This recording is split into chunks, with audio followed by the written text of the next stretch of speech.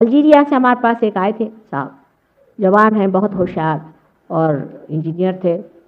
वो भी इसी आंदोलन में कि ये इस कदर ये लोग मुसलमान और ये फैनेटिसिज्म इनमें है और इस तरह से ये लोग दुष्टता करते हैं और ये मुल्ला लोग ऐसा पैसा खाते हैं और सब पब्लिक के पैसे पे जीते हैं और अपने को बहुत बड़े महान समझते हैं और सब लोग उनके सामने झुकते हैं। फिर वो उन्होंने पोप को भी देखा, वो एक नमूना है। तो बिल्कुल अविश्वास से भर के आए उनका कि ये सब नथिंग है, बिल्कुल इसमें कोई अर्थ नहीं, सब झूठ। जब वो हमारे पास आए तो हमने कहा कि ये बात नहीं, जब सत्य है तभी उसका झूठ निकलता है। जब सत्य होता है तो उसी के आधार पे लोग झूठ बनाते हैं ना। तो सत्य भी कोई चीज़ है, एब्सोल्यूट भी कोई चीज़ है। अच्छा, हमने कहा तुम देखना सहयोग में, सहयोग जो है ये धर्मांधता और अविश्वास के बीचों बीच, जहाँ परमात्मा साक्षात आपसे कराते हैं। आप स्वयं इसका साक्षात करें, इसका अनुभव करें, इसमें जमे। जब तक आप सहयोग में जमते नहीं तब तक आप पूरी तरह से इसका अनुभव नहीं कर सकते। जो जम गए उन्होंने मिल जाता है। जिन खोजा तिन पाइया, कर खोजा ही नहीं तो कोई आपके पैर पे तो सत्य बैठने नहीं वाला आके कि भैया मुझे खोज। उसकी अपनी प्रतिष्ठा है, उसको खोजना चाहिए, लेकिन उसको खोजने से सत्य से आनंद उपलब्ध होता है। सत्य और आनंद दोनों ही चीज है, एक ही चीज है दोनों। जैसे चंद्र की चंद्रिका होती है या जिस तरह से सूर्य का उसका अपना प्रकाश होता है, उसी प्रकार सत्य और आनंद दोनों चीजें एक साथ है। जब आप सत्य को पा लेते हैं तो आनंद विभोर हो जाते हैं, आनंद में रममाण हो जाते हैं।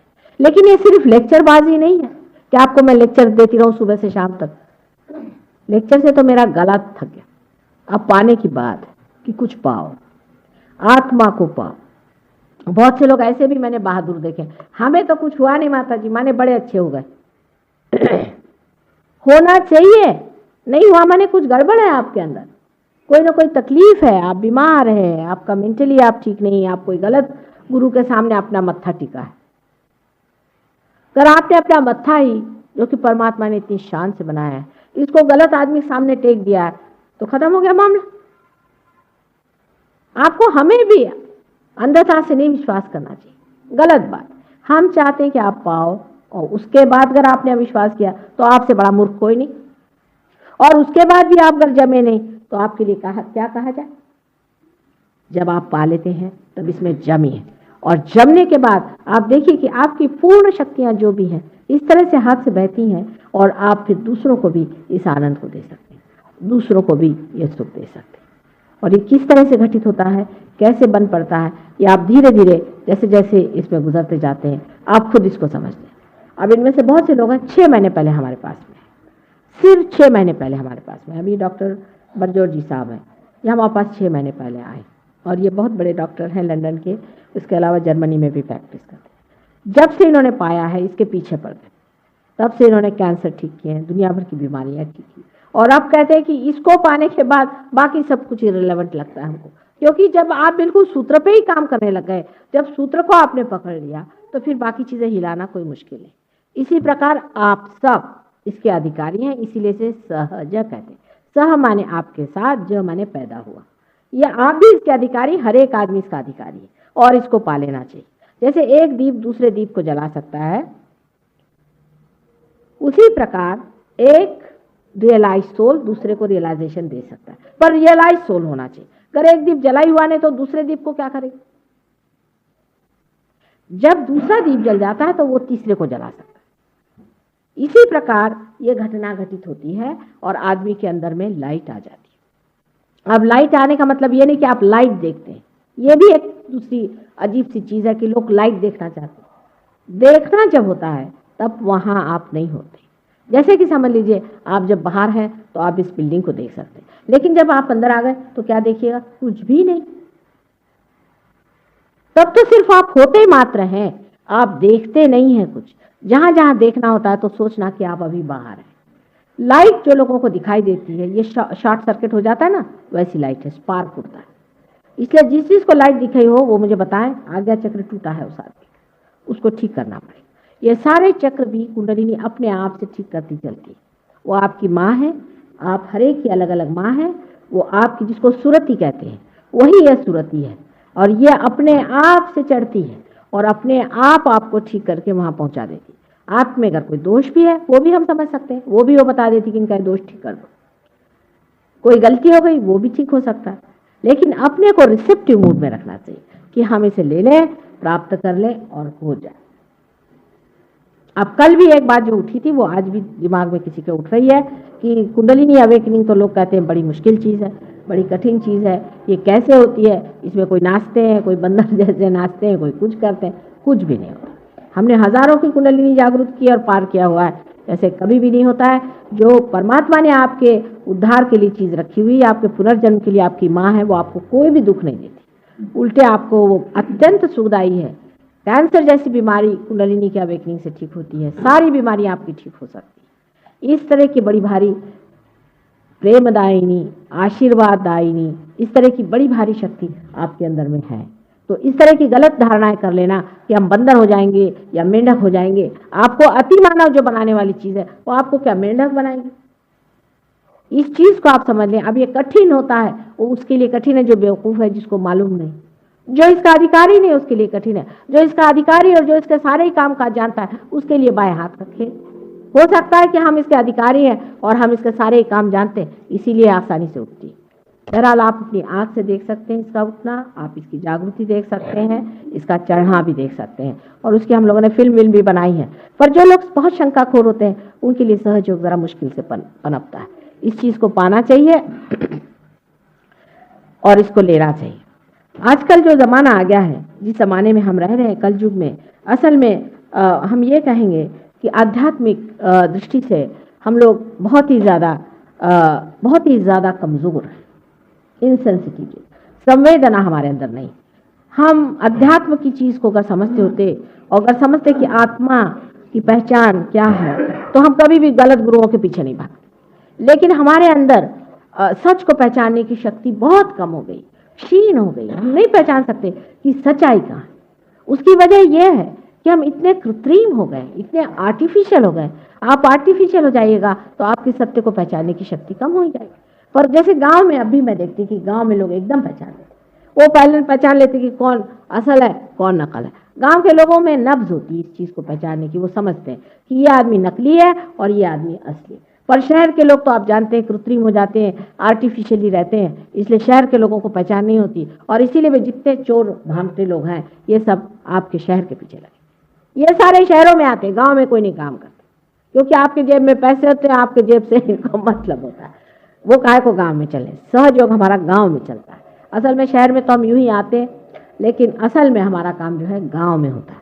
गांव के जो सीधे साधे सरल परमात्मा से संबंधित लोग होते हैं वो इसको बहुत आसानी से पा लेते हैं, उनको एक क्षण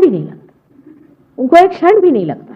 लेकिन शहर के लोगों में एक तो शहर की आबो हवा की वजह से और यहाँ के तौर तरीके की वजह से आदमी इतना अपने को बदल देता है, इस कदर अपने को धर्म से गिरा लेता है। अब ये उसमें क्या हुआ साहब, सब लोग पीते हैं, बिजनेस के लिए पीना चाहता है, मानो जैसे बिजनेस ही भगवान है,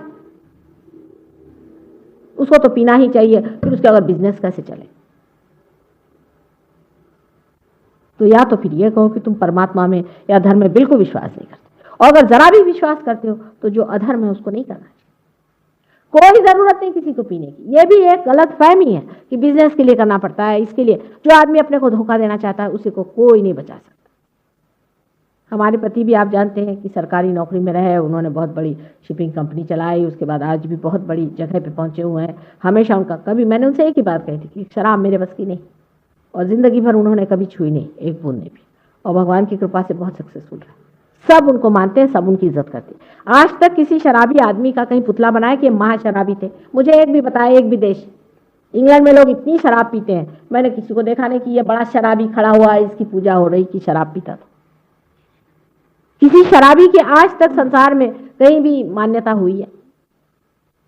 फिर आपका बिजनेस इससे कैसे बढ़ सकता है? अगर आपकी इज्जत ही नहीं रहेगी तो आपका बिजनेस कैसा होगा? इज्जत से बिजनेस होती है, धोखाधड़ी से बिजनेस नहीं है। जो आदमी एक बार खड़ा हो जाए तो कहते हैं कि एक आदमी खड़ा हुआ है। ये इस तरह से अपने को आप इन चक्करों में, इन सोसाइटीज में, इसमें इस तरह से क्यों मिलाते जा रहे हैं? आप अपने व्यक्तित्व को संभालें, इसी के अंदर परमात्मा का वास है। आजकल के जमाने में ये बातें करना ही बेवकूफी है। और कहना ही बेवकूफ़ी है। लेकिन आप नहीं जानते कि आपने अपने को कितना तोड़ डाला है, अपने को कितना गुलाम कर लिया। इन सब चीज़ों में अपने को बहा देने के बाद आपको मैं क्या दे सकती हूँ? आप ही बताइए।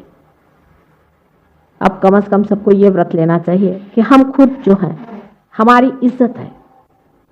परमात्मा ने हमको एक अमीबा से इंसान बनाया है। एक अमीबा छोटा सा, उससे इंसान बनाना कितनी कठिन चीज़ है। हजारों चीज़ों में से गुजार करके, इतनी योनियों में से गुजार के आज आपकी जैसी एक सुंदर सी चीज़ परमात्मा ने बना के रखी। फिर आपको उसने फ्रीडम दे दी, स्वतंत्रता दे दी कि तुम चाहो तो अच्छाई को वर्ण करो और चाहे तो बुराई को। जिस चीज़ को चाहे तुम अपना सकते हो। तुमको बुराई को अपनाना, चलो बुराई को अपनाओ, अच्छाई को अपनाना, अच्छाई को बनाओ। अब आपको भी सोचना चाहिए कि जिस परमात्मा ने हमें बनाया हुआ है, इतनी मेहनत से बनाया है, उसने वो भी इंतजाम हमारे अंदर जरूर कर दिए होंगे जिससे हम उसको जाने और उसको समझें और अपने को जाने और हमारा मतलब क्या है, हम क्यों संसार में आए हैं, हमारा क्या फुलफिलमेंट है। मनुष्य ने यह कभी जानने की कोशिश नहीं की कि आखिर हम इस संसार में क्यों। साइंटिस्ट ये क्यों नहीं सोचते कि हम अमीबा से इंसान क्यों बनाएंगे। हमारी कौन सी ऐसी बात है कि जिसके लिए परमात्मा ने इतनी मेहनत की और उसके बाद हमें स्वतंत्रता दे दी। बस इसी जगह परमात्मा भी आपके आगे झुक जाते हैं, क्योंकि आप स्वतंत्र हैं। आपकी स्वतंत्रता परमात्मा नहीं छीन सकते। अगर आपको परमात्मा के साम्राज्य में बिठाना है, आपको अगर राजा बनाना है, तो आपको परतंत्र करके कैसे बनाए? आपको क्या हिप्नोसिस करके बनाया जाए? आप पूरी तरह से स्वतंत्र हैं। आप चाहें तो परमात्मा को स्वीकार करें अपने जीवन में, और चाहे तो शैतान को करें। दोनों रास्ते आपके लिए पूरी तरह परमात्मा ने खोल के रखे और सबने बड़ी मेहनत की है। मैं आपसे बताती हूँ कि गुरुओं ने कितनी आफतें उठाई हैं, इतनी मेहनत आपके पीछे सारे जितने भी अवतार हो गए, उन्होंने गुरुओं ने कितनी मेहनत करी, उनको कितना सताया हमने, उनको कितना अच्छा लगा, उनकी कितनी तकलीफ, वो सारी बर्दाश्त करके उन्होंने आपको बिठाने की कोशिश की। लेकिन कलयुग ऐसा कुछ आया बवंडर जैसे कि हम सब कुछ भूल कर गए और हमारी जो भी आत्मिक संवेदन है उसको भूल गए।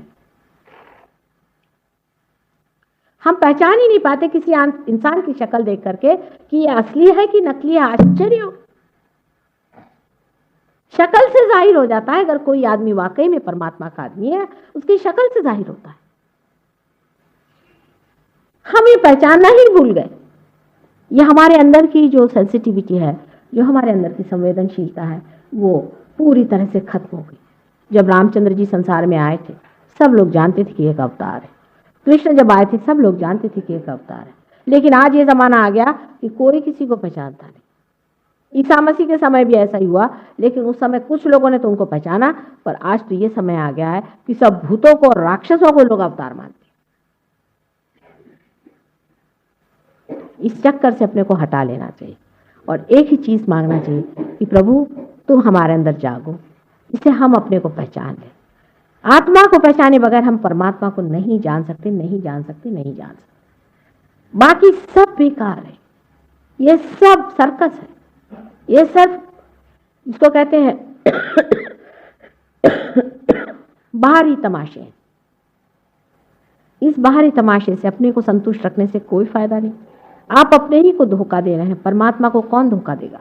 वो तो आपको खूब अच्छे से जानता है। आप अपना ही नुकसान कर रहे हैं। आपको पाना चाहिए, क्योंकि आपकी अपनी शक्ति, आपकी अपनी संपदा है, आपके अंदर सारा स्रोत है, आपके अंदर भरा हुआ सब कुछ है।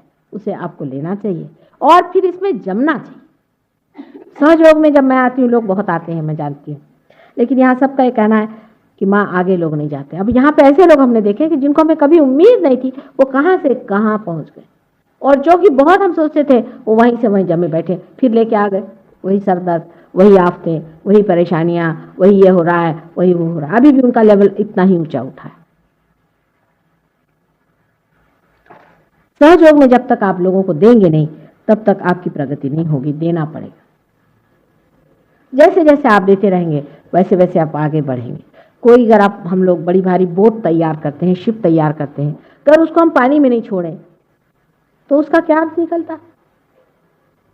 उसी प्रकार है, अगर मनुष्य परमात्मा को पा करके भी और घर में बैठ जाए तो ऐसे दीप से फायदा क्या कि जो जला करके आप टेबल के नीचे रख दीजिए।